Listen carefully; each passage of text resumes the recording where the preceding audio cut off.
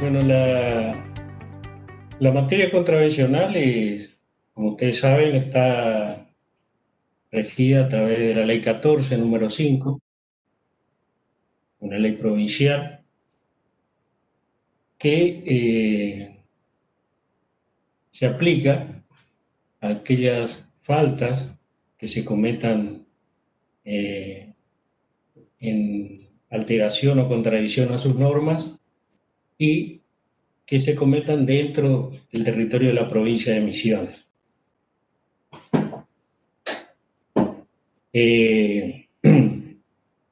En cuanto al tipo de sanciones que prevé eh, la Ley 14, número 5, establece que las sanciones consisten en multa,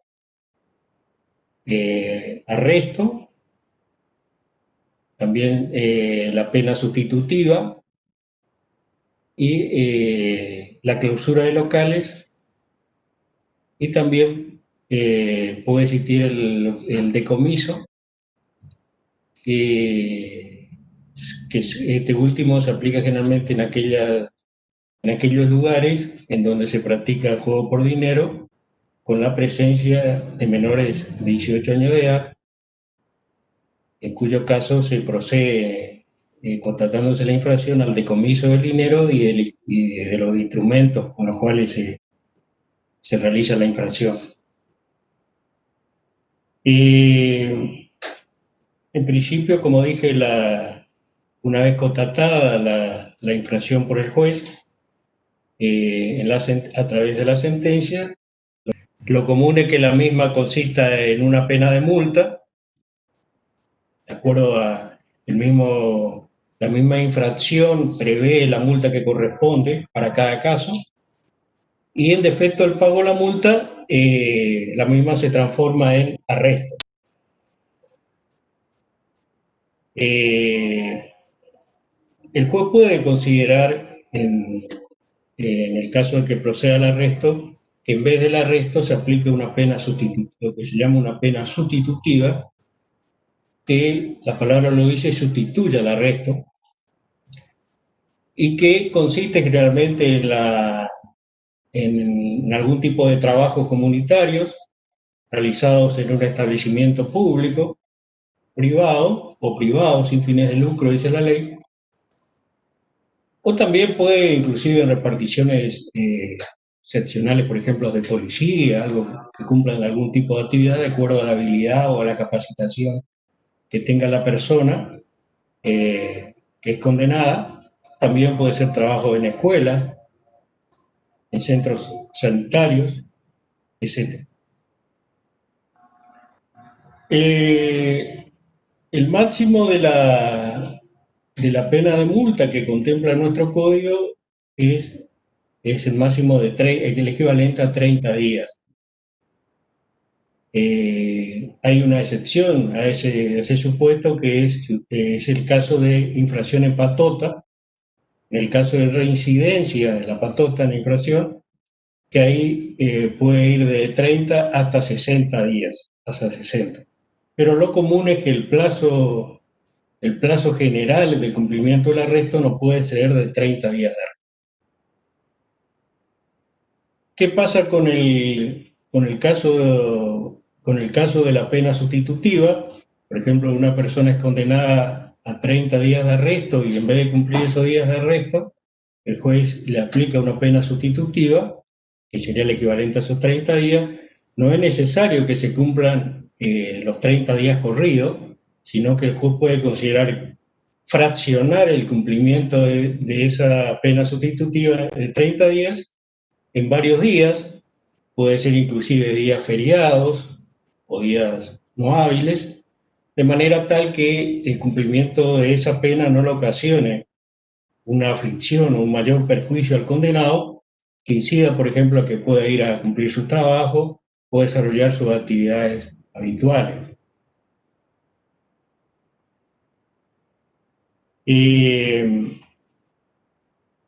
procedimiento del código que contempla el Código Contravencional, la Ley 14, número 5, es que el procedimiento se inicia a través de, puede ser a través de oficio, eh, realizado por la autoridad instructoria, que en este caso es la policía interviniente o la seccional interviniente, que recoge todos los elementos que hagan a la infracción, también recoge o verifica cuáles son los elementos de pruebas que existen en el lugar del hecho, o qué testimonios pueden servir para la comprobación de la infracción, y con esos elementos sumariales oportunamente los eleva al juez de paz o juez de paz contravencional, que es la autoridad juzgadora. O sea, la autoridad policial es la autoridad instructora y el juez de paz es la autoridad juzgadora o de aplicación. También se puede iniciar la acción contravencional a través de una denuncia de una persona que se ve afectada por esa infracción, que siempre que sea una persona capaz, ¿no es cierto? Y la debe promover ante la autoridad policial. Como dije, una vez que, ya sea de oficio o por denuncia, una vez que se recojan los elementos de pruebas y se concluya la etapa sumarial, se elevan esos elementos al juez de paz, quien valorará qué pruebas existen en esa causa. Puede inclusive, en el caso de que, por ejemplo, los testimonios realizados en la policía no sean lo suficientemente claros, puede ordenar que se reitere o llamarlo nuevamente a los testigos en sede judicial para que declaren nuevamente. Con todos esos elementos de prueba, también se lo escucha al acusado, que declaren sobre el hecho, ya sea en los cuales, para que brinde aclaraciones sobre el hecho, y si manifiesta o reconoce o no su culpabilidad, y bueno, con esa manifestación y los elementos de prueba que existan en la causa, el juez resolverá a través de una sentencia la situación procesal del contraventor.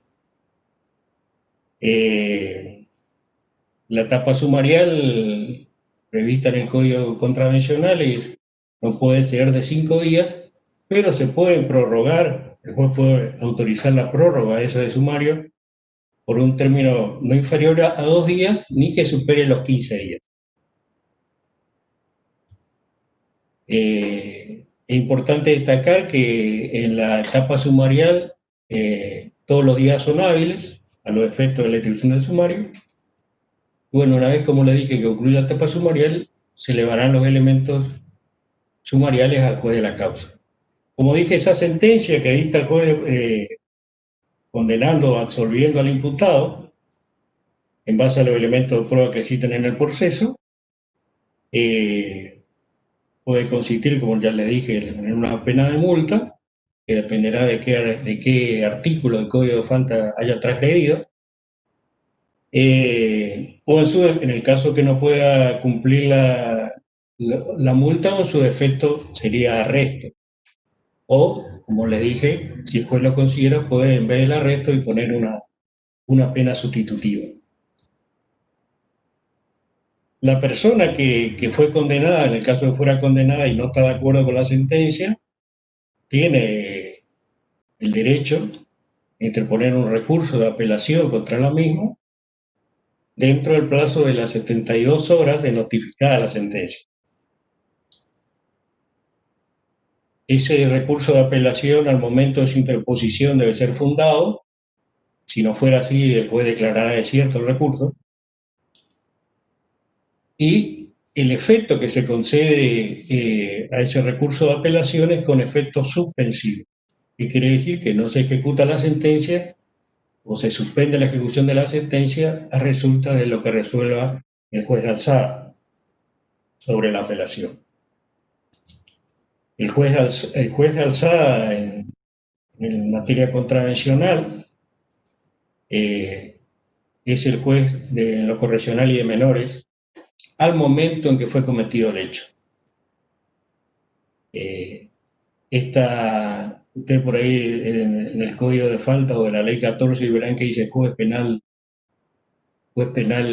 como lo puede alzar el juez penal de la jurisdicción, pero en realidad el juez correccional es un juez penal, pero dentro de los jueces penales, el juez que entiende, en los recursos de apelación contra la sentencia del juez de paz no es el juez de instrucción, sino el juez correccional. Eso surge del Código de Procedimiento Penal. Dentro de las funciones del juez correccional, entre otras, señala que es juez de alzada para entender en la apelación en la sentencia contravencional. O sea que lo que resuelve el juez correccional sería una sentencia ya definitiva y firme. En el caso que confirme la sentencia apelada, en el caso fuera una multa o el arresto en sustitución, se tiene que proceder a ejecutar la sentencia. En el caso que no fuera así, fuera absuelto, el imputado queda libre de todo cargo.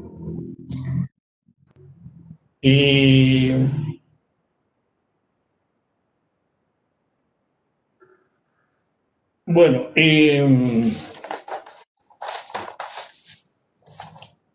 existen parámetros que establece el Código de Falta con respecto a la graduación de la sanción o qué tipo de sanción en cuanto a, o sea, que la decisión del juez de imponer una determinada cantidad de días de multa por la infracción de varios artículos, se considera no es una decisión caprichosa, sino que como elemento mensurador o de estudio para aplicar ese tipo de sanción, tienen que tener valorar ciertas determinadas circunstancias, especialmente con referencia a la actitud o la conducta del autor del hecho que lo llevó a cometer la infracción.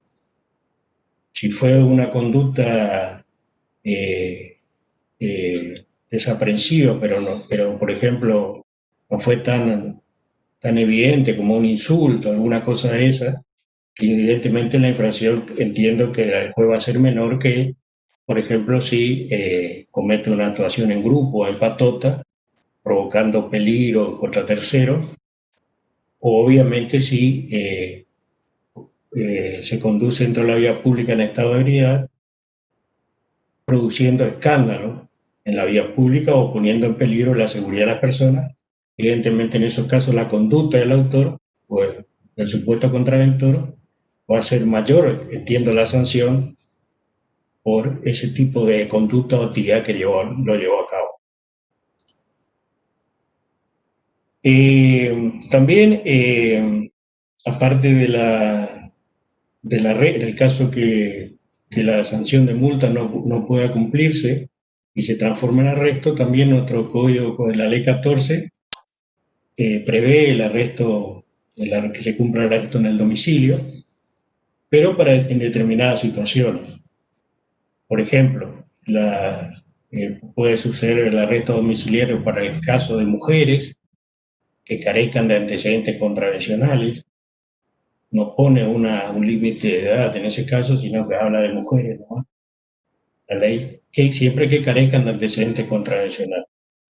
El antecedente contravencional, para mí, está dado por la falta de que no sea reincidente, digamos, o sea, que necesita una sentencia anterior firme en el cual el autor esa mujer haya cometido una infracción.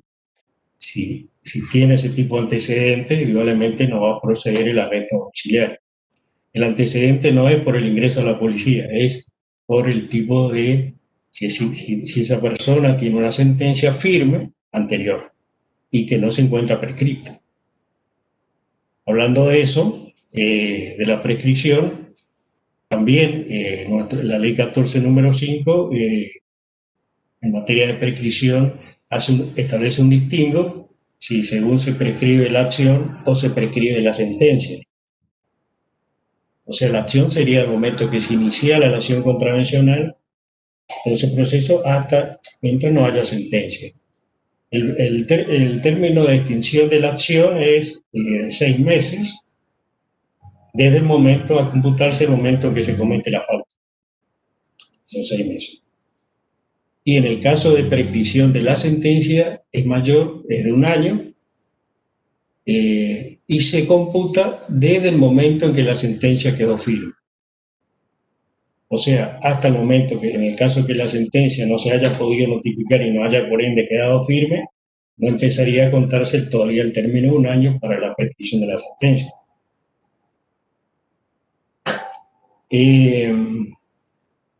Bueno, le decía en los casos de arresto domiciliarios, en el caso de mujeres que carezcan de antecedentes, aquellas personas enfermas, debiendo justificar la enfermedad con un certificado médico no particular, sino con un certificado médico oficial, aquellas personas mayores de 70 años, y también a los menores de 18 años, que carezcan también de antecedentes contravencionales. Y esos son los sujetos beneficiados o merecedores del arresto domiciliario. Hay situaciones que por ahí se prevén en la práctica y me ha tocado por ahí o no ha tocado en el juzgado presentarse que hay mujeres por ahí que empiezan a cumplir, hay mujeres que cumplen están cumpliendo un arresto, obviamente que tienen antecedentes, por eso no se les concede el arresto domiciliario, pero que mientras empiezan a cumplir la pena, en la comisaría se indispone, tiene una indisposición física, clínica, médica, y bueno, en esos casos, persistir el cumplimiento de la sentencia en esas situaciones es gravoso y peligroso para la salud. Entonces, en esos casos, ya sea con un certificado médico del médico de la policía o algún médico oficial, acompañan al expediente, el mismo comisario, la autoridad policial correspondiente, y bueno, se decreta que esa persona pasa a cumplir el resto de la pena o en su domicilio o darle en todo caso la posibilidad en su momento de una pena sustitutiva. Siempre tengan en cuenta que la pena sustitutiva siempre es sustitutiva del arresto. Bien, buenas tardes, doctor. ¿Se le podría hacer una pregunta? ¿Cómo no? A las órdenes. Bien. Tenemos una pequeña listita. En San Pedro tenemos una pequeña listita de consultas que queríamos aprovechar su experiencia para poder evacuar las dudas, ¿no? Siempre, todos los días se sigue sumando experiencia.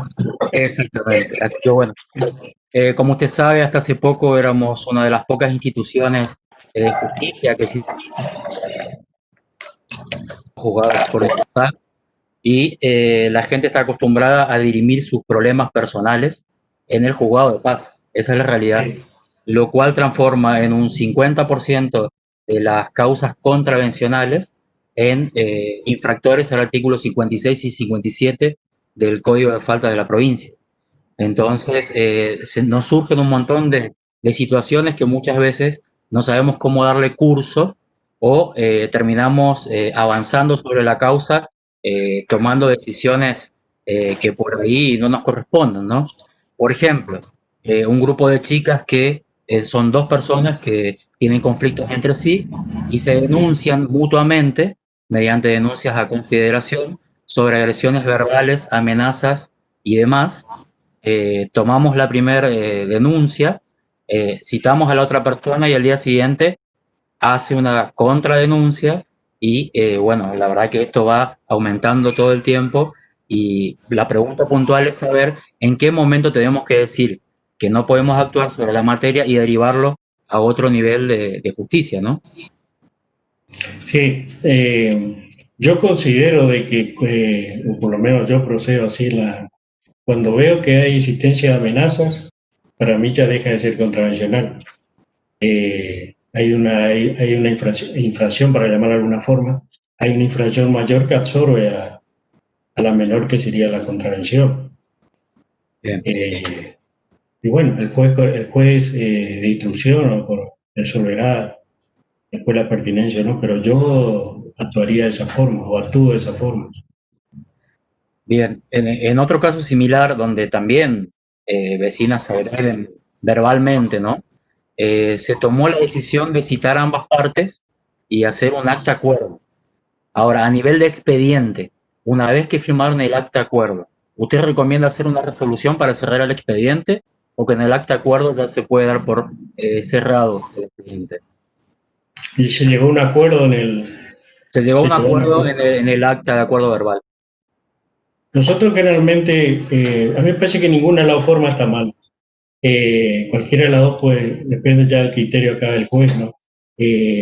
Por una razón de economía procesal, inclusive podría ser en la misma acta de acuerdo, existiendo el acuerdo que el juez la homologue en la misma acta, o celebrar o realizar el acta de acuerdo y si existe el acuerdo, eh, en otra resolución dictar la sentencia homologatoria de ese acuerdo.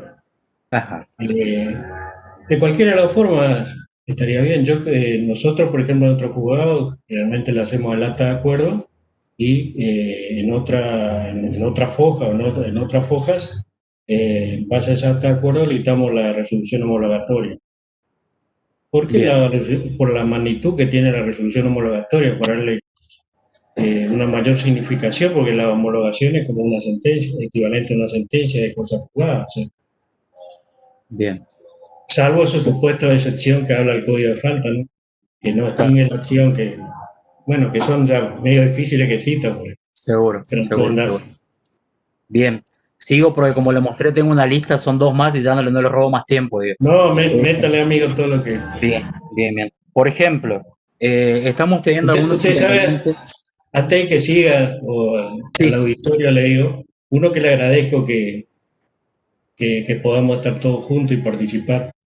Eh, y otro es que esta es a veces la forma, no sé si casi única, de que la podemos comunicar entre las distintas jueces de paz. Antes existían cursos en los cuales yo concurría a muchos, donde se hacían en distintas localidades y bueno, todas las inquietudes se canalizaban a través de esos encuentros. Para mí era muy positivo. bien, Eh, Uno de conocer a los otros colegas y otro de tratar la inquietud de cada uno, ¿no? está Pero bien. bueno, la informática creo que la informática y la salud creo que, y la pandemia creo que reemplazó a eso anterior. Seguramente, Así. seguramente. Sí, sí, Eh, adelante, amigo. a título informativo digo nada más que San Pedro es un juzgado que, por ejemplo, por iniciativa del juez de paz suplente y el secretario, están participando de esto todos mis compañeros, todo el juzgado está participando de la capacitación, porque en algún momento tenemos que estar todos preparados para cubrir al otro cuando Tal cual. tengamos que tomar cartas en el asunto y asistir tanto al juez de paz como al secretario, ¿no? Esa es la realidad. La pregunta puntual es, tenemos algunos procedimientos de contravencionales que cuando viene el parte informativo de la policía, nos cuentan que y tuvieron procedimientos que tal vez nosotros conocemos que no son los adecuados y cuando la gente viene a declarar no coincide con el procedimiento que dice la policía. Por ejemplo, en un lugar donde fueron a detener a 7 personas, en la denuncia transcriben entre 50 y 12 y que se resistieron y que estuvieron bebiendo y cuando miramos el contravencional secuestraron una botella de cerveza, 7 personas y nada más. O sea, nos está complicando mucho la forma en la que la comisaría está redactando el contravencional y muchas veces nos cuesta, al margen de que seamos una parte totalmente imparcial con referencia a la comisaría, de tratar de explicarle a la gente qué nos aconseja según su experiencia, tratar de hablar con el comisario para que la denuncia venga en una redacción un poco más cercana a la realidad o no sé si Sí, usted tuvo alguna... yo creo que la primera medida sería esa.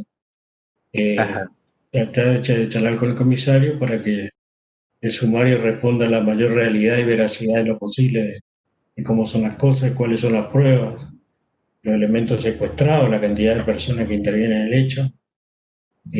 Bueno, si de esa forma igualmente no se esclarece la situación, yo creo que el juez como director del proceso tiene una cantidad de facultades que la puede adoptar cualquier duda. Creo que lo que no hay que ligar es el estado de duda, y si uno liga el estado de duda, debe resolver al favor del imputado, pero en lo posible en el proceso, tratar de no ligar ese estado de duda y bueno, todas las inquietudes que tenga el juez, tratar de canalizarlas a través de las preguntas, los pedidos de informe y demás cosas que pueda solicitar, ya sea a la policía o ante terceros, o ante los mismos inclusive citados, testigos, pueden aportar nuevas cosas y a través del aporte de los imputados y testigos se van desenvolviendo el proceso y limando algunas dudas que existan en el sumario. Claro, Parece por que esa es la ejemplo, forma. sí. En este sumario contravención tienen en el vehículo a una persona que estaba dentro del vehículo y a otra persona que es denunciada por ruidos molestos. Pero el auto estaba detenido en el jardín de esta persona y ya habían terminado con los ruidos molestos y estaban adentro de la casa. La policía entró, le hizo abrir la puerta al que estaba dentro de la casa y llevó detenido tanto al que estaba dentro de su casa ya durmiendo como al que estaba adentro del vehículo.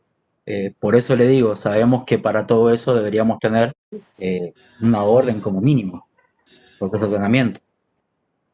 Claro, sin duda. Al entrar en un lugar privado tiene que existir la orden de allanamiento. Está Y bien, esa persona que fue procesada por ruidos molestos, y en el momento que se le imputa por eso, pero resulta que al momento que llegue la policía, más allá que hizo mal el procedimiento, uno que si lo hizo de esa forma, me parece que ya el proceso estaría medio rayano a lo nulo, porque falta de cumplimiento de la orden de allanamiento es como el árbol podrido, digamos, que arrastra a todo lo demás.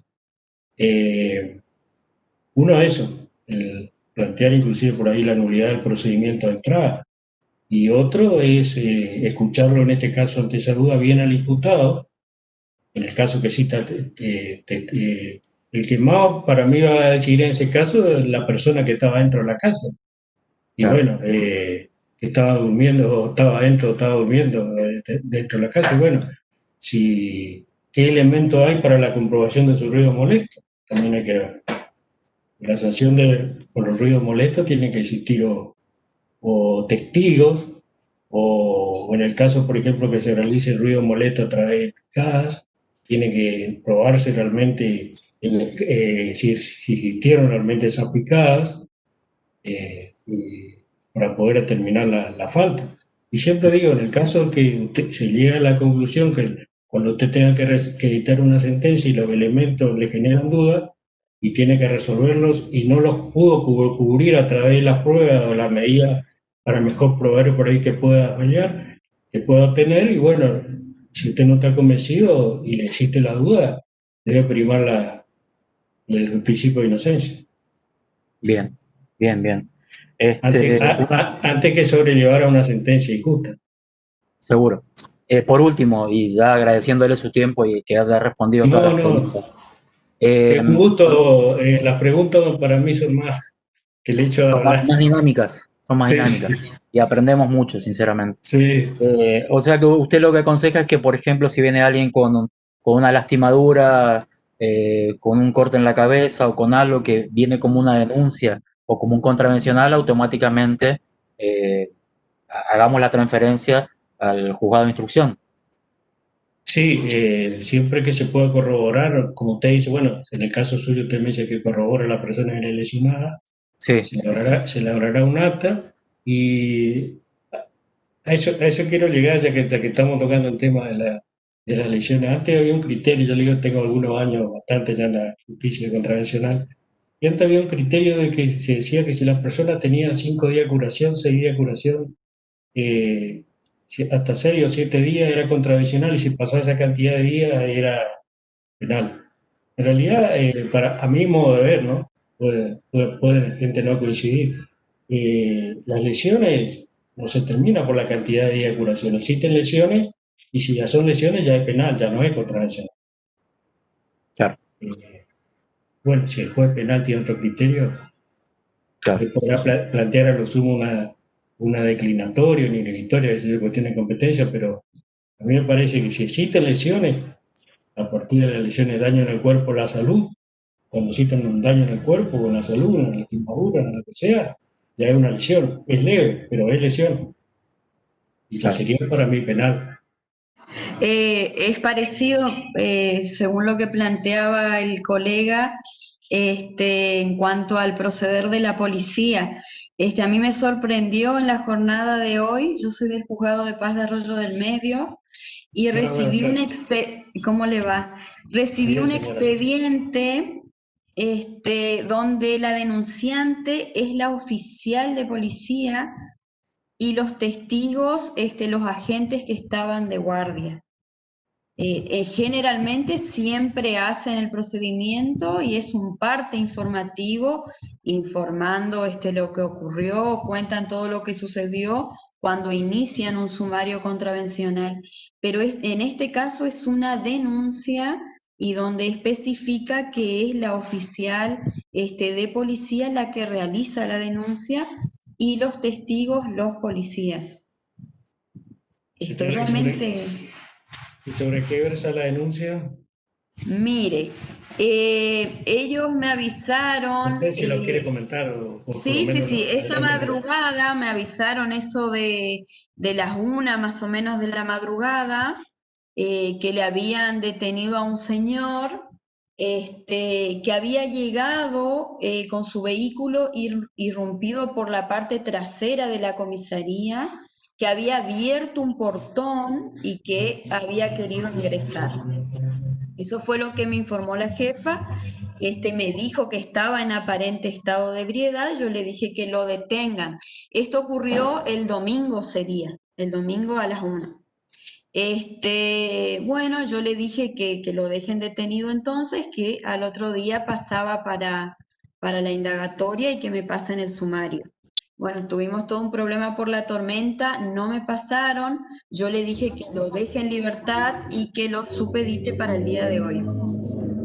Bueno, el señor viene y me cuenta toda la historia que comenzó desde la Ruta Nacional 14, en la ciudad de Leandro en Alem, donde él le denunció a esta personal de la policía, porque ella no quiso identificarse, que iban haciendo, según él, maniobras peligrosas en la ruta y demás, y cuando él les paró y les preguntó ya en la ciudad de Alem, donde los vio tranquilo como paseando con el móvil, y ahí los paró y le preguntó, esta oficial de la policía no le quiso dar explicaciones, le amenazó, le insultó y demás, y siguieron con el móvil. Donde este señor hace la denuncia en la comisaría de Alem, pero le dicen que si él no sabía el nombre de la oficial de policía, esa denuncia iba a quedar en la nada.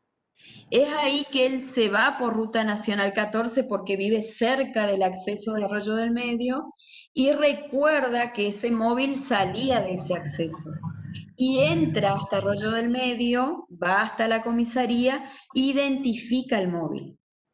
Cuando él llega, él consulta, pregunta, me dijo que él en ningún momento ingresó con su vehículo al portón, que el portón no estaba cerrado, que lo recibieron dos agentes afuera, le preguntaron qué necesitaba, que él le comentó, y cuando él le comentó que él estaba averiguando el nombre de la oficial de policía y el conductor de ese móvil por la manera en la que había actuado en la ruta y después en la ciudad de Nalem, se enojaron mucho y fue ahí donde lo detuvieron. Y que esto ocurrió eso de las 21 horas más o menos. Y a mí me informaron eso de las 1 a 2 de la madrugada. Mm. Y ahora yo le tomé indagatoria esta mañana al señor, donde me contó todo. Y ahora hace un rato, la jefa de comisaría me manda un mensaje consultando si yo ya había resuelto algo de ese contravencional, porque ella tenía que mandar a Posadas. Entonces está todo muy complejo, por eso quería compartir y aprovechar esta capacitación para ver si algún colega le pasó y ver qué se puede hacer. ¿Y por qué ella va a mandar a posar por un tema de competencia? No, no, no, me dijo como que le informe que yo había resuelto, pero yo creo que No, como para sacarme información a ver qué es lo que voy a resolver. En claro. realidad yo no le tengo que dar ninguna información. Pero por supuesto, Primero voy a consultar, primero voy a tomar testimonial. El laboratorio de lo de alcohol hasta ahora no me pasó. En el ¿qué? certificado médico que está no habla de que el señor tenía aliento etílico. ¿Y el señor le ofreció testigos o algo? Sí, sí, sí. Mañana trae una testigo que estaba con él y lo demás de la causa él lo va a denunciar en fiscalía en Alem. Va a Mm. seguir la causa contra la personal en fiscalía en Alem. Que ahí calculo yo que inician una causa. Lo que pasa es que los testigos, supuestamente de la policía, son todos de la misma de la Personal, comisaría, claro. personal Eh, policial que estaba de guardia en eh, su momento. yo creo que ahí va a tener, yo no le voy ni pretendo decirle cómo usted va a resolver, ¿no es cierto? Pero creo Sí. que sí, me parecería que hay que tomarle muy en cuenta los testigos que ofrece el hombre. Eh, no sé si usted eventualmente por ahí podrán hasta un careo, inclusive entre lo que dicen los testigos de la policía y lo que dicen los testigos o el imputado. Usted lo Ujú. considera conveniente y bueno, y después con esos elementos, pero merituar bien el tema de que los testigos son, no estoy abrigando dudas sobre los testigos de la policía, pero Ujú. son, tienen algún tipo de interés en el hecho. Claro. Y todos plantearon que el señor presentaba aliento etílico. Y lo que me llama la atención, que en el certificado médico siempre me mandan el médico que hace el examen médico, siempre pone aliento etílico. Y en este caso no dice. Y el Señora, laboratorio, según no está todavía, porque le hicieron un análisis de sangre, no está todavía y que me van a pasar.